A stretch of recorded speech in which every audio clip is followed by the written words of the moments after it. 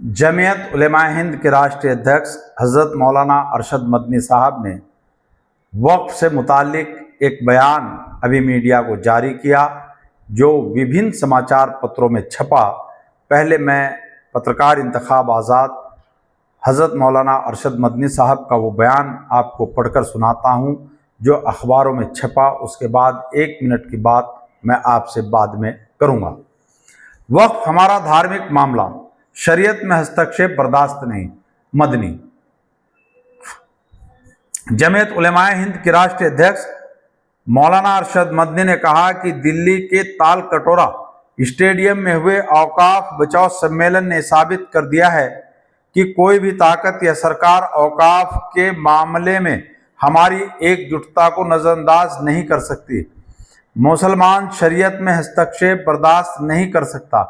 मंगलवार को जारी बयान में मौलाना अरशद मदनी ने कहा कि वक्फ की सुरक्षा की लड़ाई हमारे अस्तित्व की लड़ाई है, इसलिए हम वक्फ कानून 2025 को पूरी तरह से खारिज करते हैं। मदनी ने कहा कि संविधान बचेगा तो देश बचेगा। संविधान की सर्वोच्चता समाप्त हुई तो लोकतंत्र भी जिंदा नहीं रह पाएगा। कहा कि अब इसमें कोई शक नहीं रह गया है कि देश पूरी तरह फांसीवाद की गिरफ्त में है। ऐसे में देश के उन सभी नागरिकों को संविधान बचाने के लिए आगे आना चाहिए जो संविधान और लोकतंत्र में विश्वास रखते हैं। कहने, सुनने और पढ़ने में हज़रत मौलाना अरशद मदनी साहब का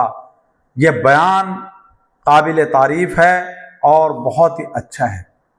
लेकिन किसी चीज़ पर अमल करना भी ज़रूरी है। मौलाना अरशद मदनी साहब कहते हैं कि इसलिए हम वक्फ कानून 2025 को पूरी तरह खारिज करते हैं। पहले तो हजरत जी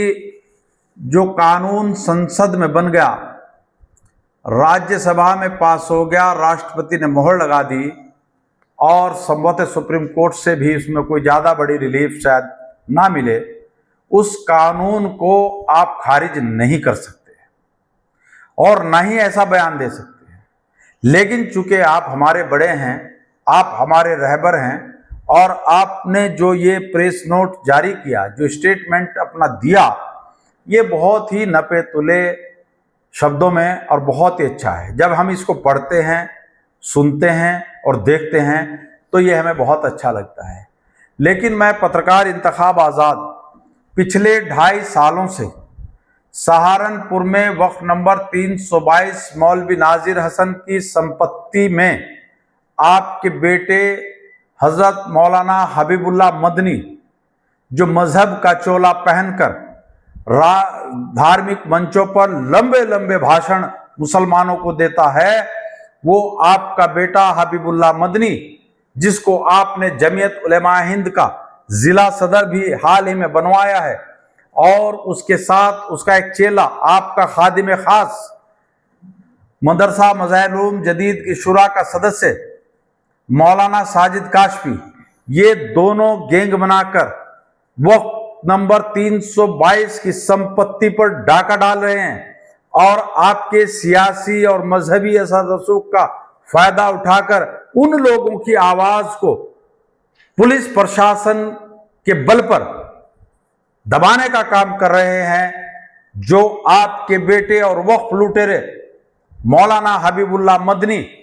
को वक्फ नंबर 322 की संपत्ति को लूटने खसोटने से बचाने के लिए आवाज उठाते हैं। तो मैं पत्रकार इंतखाब आज़ाद हजरत मौलाना अरशद मदनी साहब आपसे हाथ जोड़कर दरखास्त करता हूं, अपील करता हूं कि मैं नहीं समझता कि आप मोदी से लड़ लेंगे, आप सुप्रीम कोर्ट में जीत जाएंगे, आप राष्ट्रपति से वक्फ बिल 2025 में कोई बड़ी तरमीम करा सकते हैं, लेकिन हां, एक काम आप जरूर कर सकते हैं और वो काम यह है कि वक्फ संपत्ति नंबर 322 मौलवी नाजिर हसन की संपत्ति को सहारनपुर में आपका बेटा हबीबुल्लाह मदनी और आपका खादिम खास मदरसा मज़ाहिर-उल-उलूम जदीद की शुरा का सदस्य मौलाना साजिद काशफी, ये दोनों लुटेरे वक्फ नंबर 322 को लूटकर अपने पेट को हराम की कमाई से भर रहे हैं। कम से कम आप इनको नसीहत कर सकते हैं, आप इन पर अपना चाबुक चला सकते हैं आप इनको धमका सकते हैं, मगर अफसोस कि हजरत जी आप ना तो वक्फ लुटेरे अपने बेटे हबीबुल्लाह मदनी को और ना ही मदरसा मज़ाहिर उलूम जदीद की शुरा के सदस्य और जमीयत उलेमा हिंद के शहर सदर मौलाना साजिद काशफी को रोक पा रहे हैं। इसलिए जो इस अखबार में आपने स्टेटमेंट औकाफ की प्रॉपर्टी से मुतालिक दिया है, हमें आपके इस स्टेटमेंट पर शक है और हमें लगता है कि आपकी नीयत बेईमान है। जब आप अपने बेटे को नहीं रोक सकते तो मोदी से आप कैसे लड़ सकते हैं, हमें इस पर शक है। हम अब भी आपसे अपील कर रहे हैं कि करिए कल को प्रेस नोट जारी, प्रेस कॉन्फ्रेंस बुलाइए और कहिए अपने बेटे हबीबुल्लाह मदनी से जो वक्फ नंबर 322 का लुटेरा है कि बेटा ये हराम की कमाई बंद कर दो और ये वक्फ संपत्तियां जो अल्लाह की संपत्तियां हैं, जो गरीबों, यतीमों, मिस्किनों और बेवाओं की संपत्तियां हैं, इन संपत्तियों को लूट कर इस हराम कमाई से अपने पेट को भरना छोड़ दो। ये आप अपने बेटे हबीबुल्लाह मदनी, जमीयत उलेमा हिंद के जिला सदर और शहर सदर मौलाना साजिद काशफी से कहिए। और अगर आप इसमें कदम नहीं उठाते फिर हम मौलाना हबीबुल्लाह मदनी के पास करोड़ों रुपए की संपत्ति कहां से आई, मदरसा मज़ाहिर उलूम जदीद की शुरा के सदस्य मौलाना साजिद काशफी ने ज़कात का पैसा इकट्ठा करके देश और विदेश से